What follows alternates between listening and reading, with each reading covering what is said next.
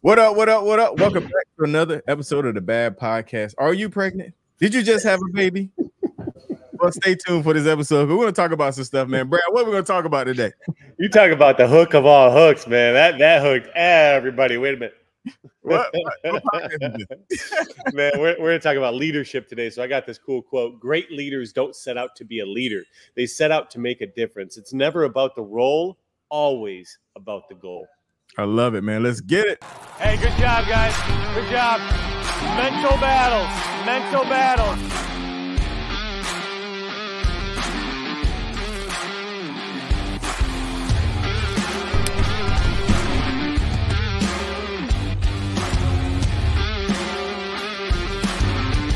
Hey, man. E2M for life, baby.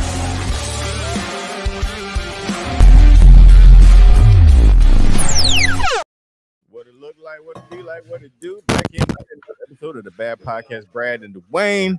And man, super excited to be back behind the mic with my brother, man. We are kicking it, man. This is actually going to be episode 91. We're coming up on Hey, when we hit that Hyundai, we gotta give out some eager Ray ones, baby. You already know. Hyundai, we're giving out some Ray ones. Come on now.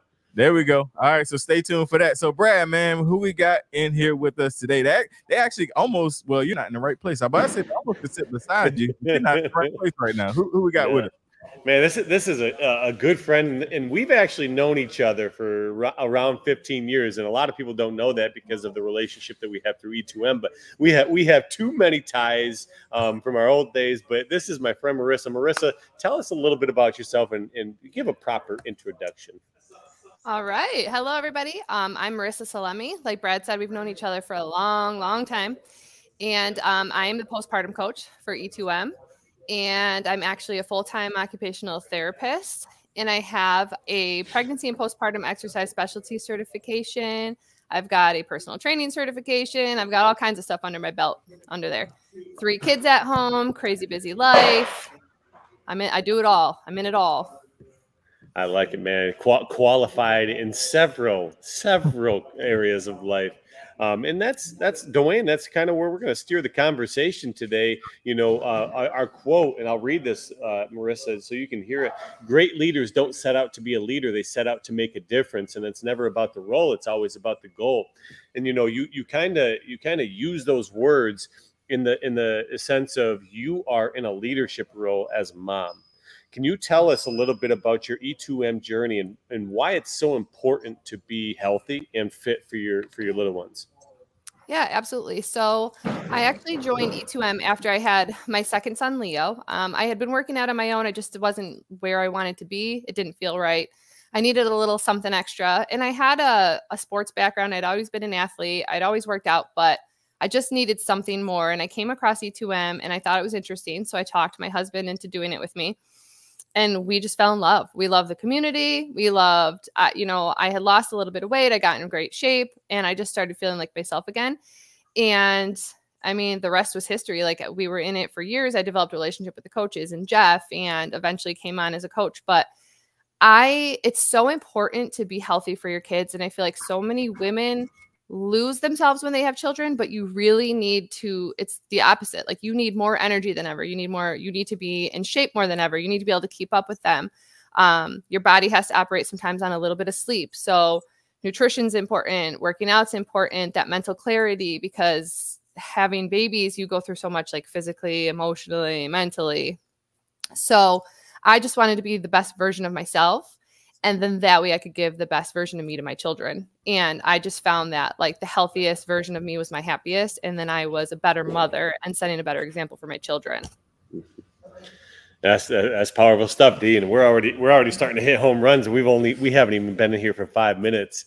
So you talk about, being the best version of yourself. And a lot of people, what will happen is, all of these things that happen in your life, kids, just for an example, it's not easy being a parent sometimes, right? I mean, I've heard some stories about some of your kiddos, and shout out to my guy, Dom, and Leo, when you have those stressful days, a lot of people revert to old habits and old routines, right? And it's important to establish new habits and new routines where, when you have those bad days, instead of maybe stopping by the Wendy's or stopping by the liquor store or stopping by somewhere that's going to fill a void, so to speak, fill that temporary, I need to feel good right now, so to speak.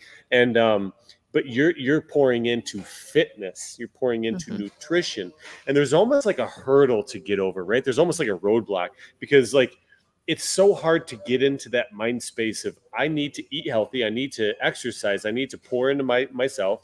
But once you start to do that, you almost start to get into a routine, and you start to gain momentum. When was that like big breakthrough for you? Because I know, Dawain, you can attest to it too. Like, we all have those, like, that first round trash bag Dawain. He talks about it all the time. We all had to fight through those hurdles and obstacles. When was your big breakthrough moment? Yeah, absolutely. I think that's one of the biggest things people need to understand too, is like, we didn't just wake up like this. I wasn't like this. I was growing up, I was grotesquely skinny. I mean, I actually remember a time in my life when I was crying to my mom in high school, and she had reached out to a dietitian and asked them how I could gain weight. And because I hated being skinny and I was made fun for it. And so I was an athlete, but then I got into college and I worked out, but I would work out sometimes, but not all the time. I had a terrible diet because I didn't have to watch what I ate because I had a high metabolism. And then I remember, like, it started kind of turning for me when I started working out at my old gym, and it was a small privately owned gym, and the owner was intense. She's this little 4'10" nothing, but she was jacked and she was intense. And I remember being terrified of her. And one of my biggest moments was, I remember, like, I would make excuses not to go to the gym if it was raining, if it was cold, if I was tired, if it was like a Tuesday and I just didn't feel like going. And she always was like, you're not going to get anywhere if you keep making excuses.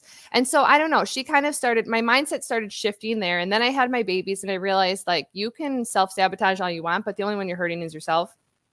And so then it really escalated through E2M, because when I joined E2M and you see this community of people, and if you stop and you fall back and everyone keeps going forward and you're seeing the results and you're just like, well, I'm not getting those results, but I'm not working for them either, then you realize it's you. It's your decisions. It's your excuses.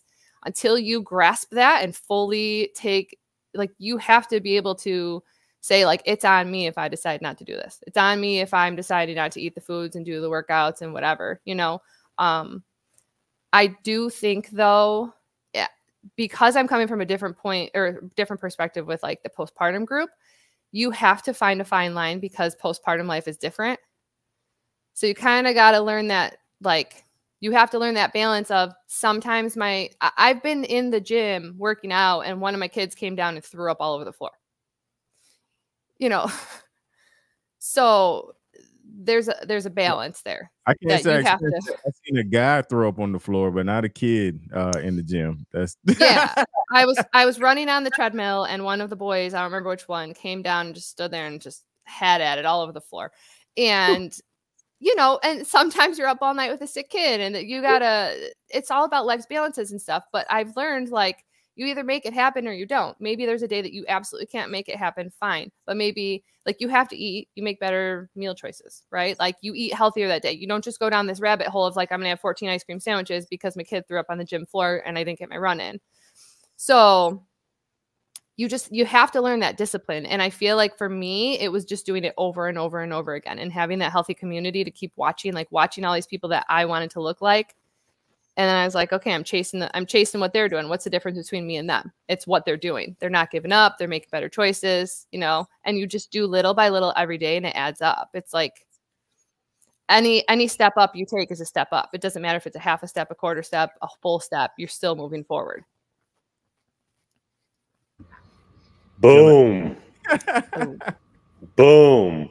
Listen, you know, I just did a live recently, and I talked about progression versus regression, you know, and a lot of times, so many of us will get to a certain point in our lives, whether it's fitness or our profession, and we just stop growing because we stop, like, having that, you know, that desire for more, right? And we all know where we need to go and what we need to do. Deep down inside of us, everybody knows that I have to go in that direction, but we go lateral. We go left, we go right, because what happens is when you're looking at that straight path, the straight path ain't that straight, right? There's peaks and valleys. There's a lot of darkness, some lightning bolts, all those crazy things. And when we look lateral, it's sunshine of rainbows. The straight path is windy, beautiful roads through Hawaii, all those cool things. And that's where we want to go because it's tempting to go that way. But deep down inside, we all know that we're going to have to fight, plain and simple fight, some days harder than others, plain and simple. And, when you talk about these fights, right, these little minor battles or temporary battles, one of those battles was probably a day that your kids was sick or the ice cream sandwich throw up day or whatever. What's another obstacle that you've had to overcome in your fitness and professional career the last handful of years? Oh gosh, what obstacles do I not? Where to start? Time management, I think, is a huge one too. One of the biggest things with me was I always had the mindset, and I don't know why, that if I didn't have that hour to hour and a half of time carved out for my full workout, I wasn't doing it. And I've just learned that you make it happen, right? Like I never was a morning workout person. Now I'm at the gym at 4:30 in the morning, 2 to 3 times a week. You have to just make it happen. I don't want to get out of bed at 4 in the morning when my whole family is asleep and I'm leaving and it's dark outside and I'm afraid of the dark. Like I don't want to go, but you get up and you move, right? Like you just get up and put one foot in front of the other and you make it happen. You get there, you feel better about it. As people ask me all the time, how do you do it all? How do you do it all? And I'm like, time management, you make it happen. I have to go to bed a little bit earlier. I get up, I go to the gym first thing in the morning because then that way, no matter what life brings me that day with my kids, it's done. It's done. I have the mental clarity. I have the energy, right? Like I can take on whatever that day is going to bring me. And believe me, every day it's something. It's never easy. I have 2 jobs, 3 kids. We're fully involved in sports 24/7. I coach. I'm on a board of directors. Like it's just always something. So time management was a huge part for me because you can only say so many times that you don't have time for something. Like, well, I don't have time to work out today. Well, you have 20 minutes, you have 10 minutes, right? Like I had to learn sometimes my workouts were going to be a half an hour. So I upped the pace and I made it worth my while. Like work out as hard as you can for a half an hour instead of checking and scrolling your phone between every set to make it an hour and a half workout. So optimizing my time was just like a huge thing for me. I am very, I have like lists all the time of what I got to do. Even just to get here today with you guys, the amount of stuff I had to prioritize ahead of time and plan out was ridiculous. It's probably more than one person does in a day, but I'm here and I made it happen. And that's life, right? Mm-hmm. And Dawain has very, very close relationship with that time aspect because Dawain, you're not very busy, but some days you are. Well, optimizing your timing, being efficient, like you said, you grab that cell phone and how many people will hit one set of bench press and then they'll be on their cell phone scrolling. Hey, I like that picture. I like that picture. I like that picture. And they're just not efficient with your time. And Dawain, drop in here and, you can relate to this efficiency with time because I only know a couple people that are more busy than you, my friend. Yeah, man. No, that's spot on. And that is the exact reason why I work out so early. It's almost impossible to get it done during the day. I've been fortunate.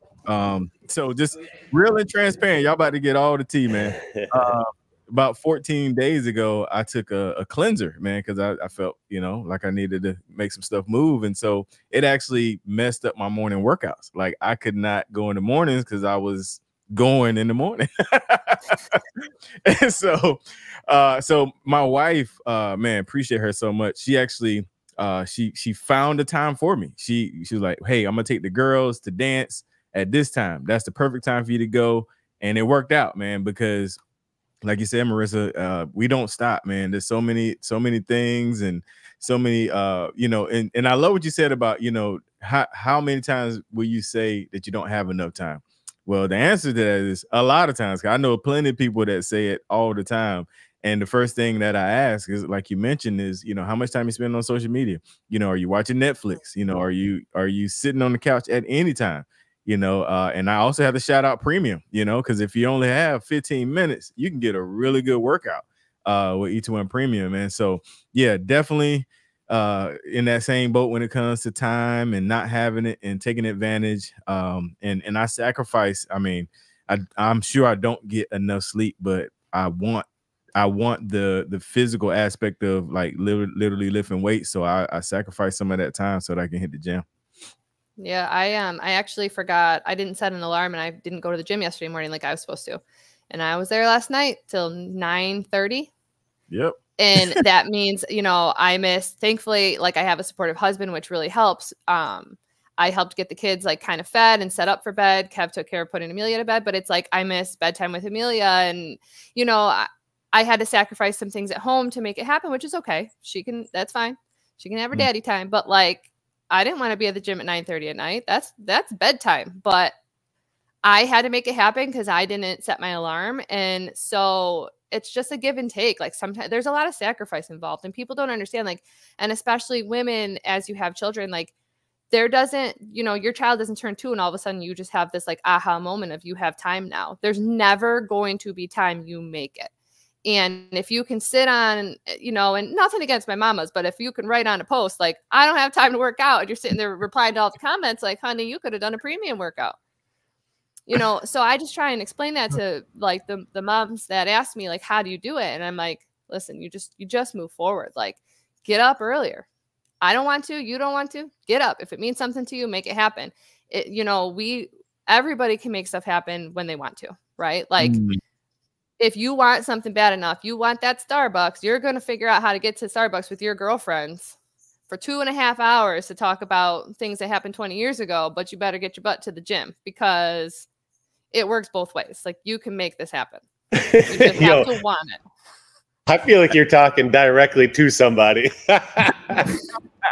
No, I've been around. I hear enough that like, like I said, I try and find my balance because I can be a little intense sometimes. Like, listen, honey, just do it. But I try to be understanding because I've been through it with like little kids and I get it. It's hard. But you know, you just want it bad enough. I was an excuse person. I was.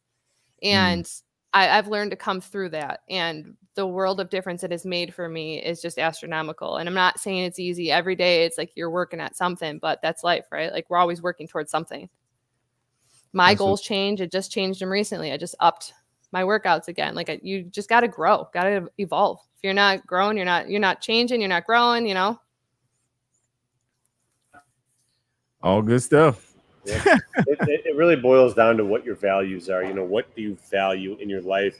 And, you know, you said something about a sacrifice. You know, you didn't get your kiddo time at nighttime. And I don't really look at that as even a sacrifice. I mean, you might miss out on that little moment, but that little moment is it is very important. But it may not be as important as, you know, your fitness in that long game, you know, and that is something that's really important to you. And it's also important to show your daughter and your boys that it's okay to make those investments. And I always teeter with that investment sacrifice thing, because a sacrifice, in my eyes, a sacrifice doesn't really necessarily give you back a product or a reward, but an investment, on the other hand, gives you back a product or a reward. So, you know, when you say sacrifice, I say investment, because that's going to give you something 369 days, 369 weeks, 369 years from now. In those times with your daughter and your boys, those are important. But so is your health, so is your fitness. You know, and okay, so you're one of our, you are our postpartum coach. Can you tell us a little bit about your role and just what you do with E2M Postpartum? Yeah, absolutely. So there's a lot that we have going on over at that page. We have women from all different walks of life. From literally, like, there's women that kind of join pregnant to check out the page, but we don't actually train them. It's kind of like they get all that information ahead of time. Then we have women that have just had babies that are kind of trying to bridge that gap. I'm trying to help women bridge that gap between whether you were fit or not before you got pregnant. Your body goes through a lot of changes, mental, physical, lots of stuff. It's confusing, it's scary.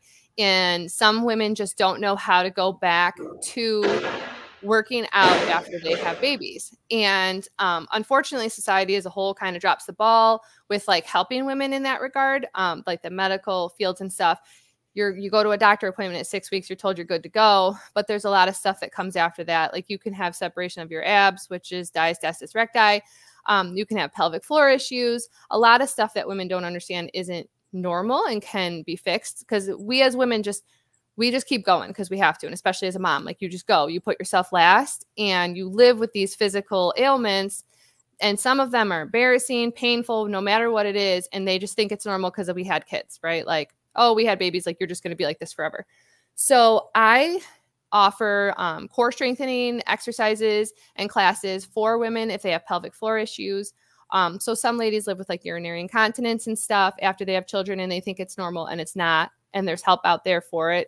There's pelvic floor PTs, or you can start off with these types of classes, or they have the separation of their abdominals, which can lead to you having like lower belly pooching and hip pain and back pain and all sorts of really crazy stuff that you would never attest to. Like, a lot of women don't understand it comes from this, and that there's help.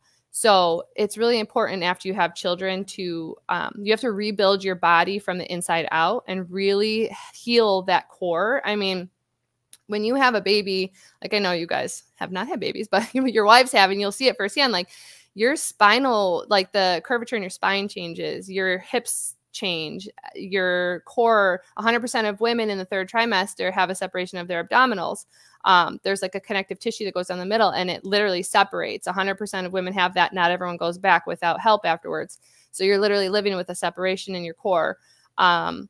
And, you know, you can have the hip pain, the back pain, pelvic floor issues, a tight pelvic floor, weak pelvic floor. So that's where the urinary incontinence comes from, all that stuff.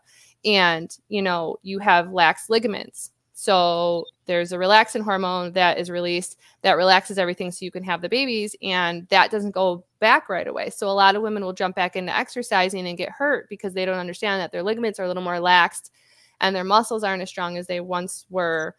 So you just have to be conscious of a lot of that. And then there's breastfeeding. You know, so if you're trying to eat healthy, you have to understand like what you can have as far as like, you know, you still have to be bringing in certain calories for breastfeeding. So we offer breastfeeding diets that were like made by dietitians and stuff. So it just helps to have people, like, I have my certification where I can help with all of this exercise specialty stuff, and I've lived it. So I'm coming from this coaching position as someone who has lived this 3 times. And I would say I've lived it 3 different ways. Dominic, I was completely clueless. He's my, you know, the oldest. I had no idea about any of this stuff. And I went to the gym. I was cleared on a Friday at 6 weeks. And I was at the gym with Dominic in tow in a carrier at the next day. Leo, I also didn't know. And Leo was a huge baby. He was over 10 pounds, and he wreaked havoc on my core. And I was struggling and couldn't figure it out. So I decided to get educated on my own about like why my core was so messed up. And that's how I started getting into this role. I taught myself and I healed myself. And then I went into Amelia knowing what I know now and what a difference my pregnancy and postpartum life was. So I'm able to bring my expertise and knowledge, like what I've lived through, to these women to help them like go through this journey, understand they're not alone, and help in the most confusing time of their life, how to kind of find themselves again and like understand that there's help available and that they don't have to live with these things, and like we can help them. And I actually have doctors in my group, and pelvic floor PTs. And one of the doctors, she's an OBGYN, and she said we didn't have training on this. So she even like appreciates what we have to offer in the pelvic floor PT as well. So she loves the group, and they approve of it, and they say this is amazing, and they just love what we have to offer these women. And I've had thousands of women come to me. I've actually had like women come to me and say that they didn't have to have surgery, which was amazing to hear after joining the group. So that's awesome. I remember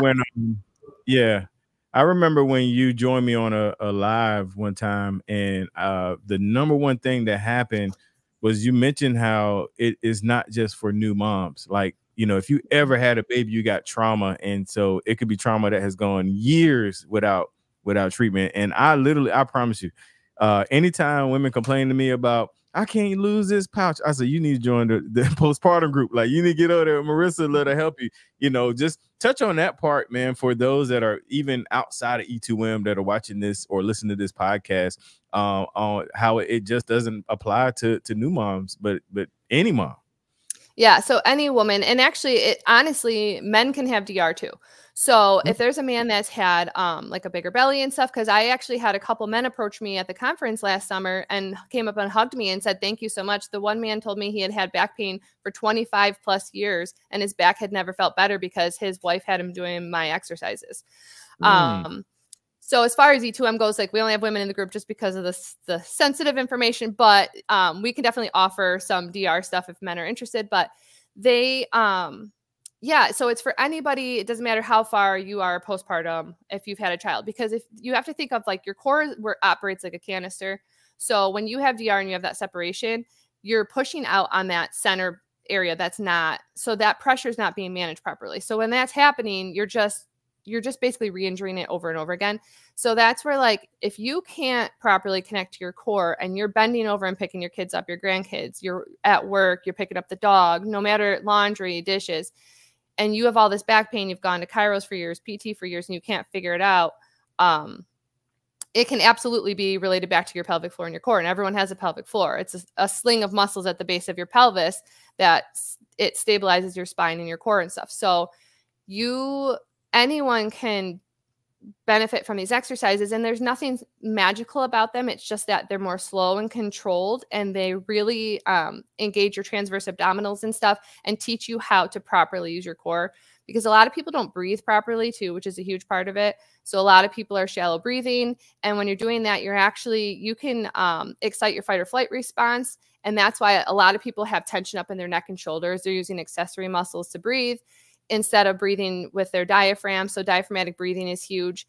And managing pressure, because when you're not managing the pressure in your core, a lot of people end up with hernias, especially men, because they're bearing down on their pelvic floors instead of breathing properly and lifting up in the pelvic floor when they're bearing down. So it just, there's so much science behind it. I won't go down like that route, but it absolutely can help anybody. And I have had like thousands of people reach out to me and just say like, wow, I can't believe I've been doing this wrong all these years. So many women in their 50s, 60s. I even have 70-year-olds in there that have said, thank you so much. One lady was supposed to have bladder surgery and she didn't have to, and she was probably 50s, 60s. She said, thank you, saved me from bladder surgery. I never knew that this was available and that this was a thing. And these women are sad because they're like, why wasn't this available when we had children? Like, you know, they kind of feel like someone dropped the ball along the way, but they're very thankful. It's a really special place, and it's a really special area for anyone, but especially women, because it's just something that we really, truly don't hear about enough, and it can be life-changing. So I think we should put up a Cash App or something, or like a Venmo or something. She just dropped a handful of dimes for anybody that listens to this episode. So I think, man, that's incredible, Marissa, and that's just what I got, man. That was good. Good stuff. Good stuff. All right. So as we get ready to transition, Marissa, we do what we call our Bad Podcast little segment that we do at the end of the show. But before I do it, Brad, you sure you're good? I guess so. All right. So the last segment is our Do You Know or Did You Know moment. This is an opportunity for you to share with the listeners something that you may not have said publicly, that people might not know this about you. And I always say, if it's incriminating, make sure the laws of statute are, far enough away so that you don't do that. I know quite a few interesting facts about you, but I'm gonna let you pick your own. But I'm going to play this video, give you an opportunity to kind of think of it. It's a short video, so be ready, and we're going to play it right now. Video's over. So, Marissa, what is the do you know or did you know thing that people might not know about you? You weren't kidding about that video. I thought I was about to have like 10 seconds to think of something. No. Let's see. Do you know? How about, here's a fun fact. I think I told you guys this. Did I tell you I wore leg braces when I was little? I've heard that story in passing. Like, you were telling somebody else, and I just happened to hear it. I got this whole Forrest Gump thing in my mind. But go ahead, talk about it. No, really, when Forrest Gump came out, my friends were like, "Oh my gosh, that was you!" So I still have them. They're at my house. They're a party favor. We were actually, my husband and I were Lieutenant Dan and Forrest Gump for Halloween a few years ago. And he carried, I was Lieutenant Dan, by the way. I'll show you the picture sometime. And he carried my leg braces on his shoulder. But yeah, so I was actually born with one of my legs turned in significantly. I have a little scar on my chin because I used to fall on my face all the time. So my parents had to get me leg braces, and there was like a belt with cables and feet attached. And I've always had issues with my hips. Like they've always been weak and weird because what the shoes did was it took my leg from turning like in to making them like this.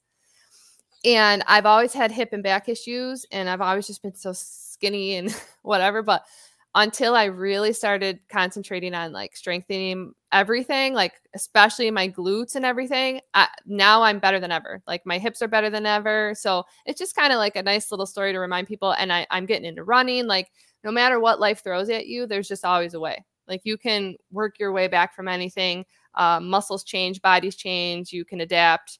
So just don't give up if life throws some curveballs at you and you think this is it for you. Like it's never the end. There's always a way to change. And that's coming from a therapy side of point of view too, because I'm a therapist. So yeah, so I like to tell people that because I think it's just interesting to know that I came from that and now I'm at where I'm at. You're killing the game. I love it. Good stuff. Good stuff. All right, Brad, what you got in closing, brother? Hey, baby, life's like a box of chocolates. You never know what you're going to get. Yeah.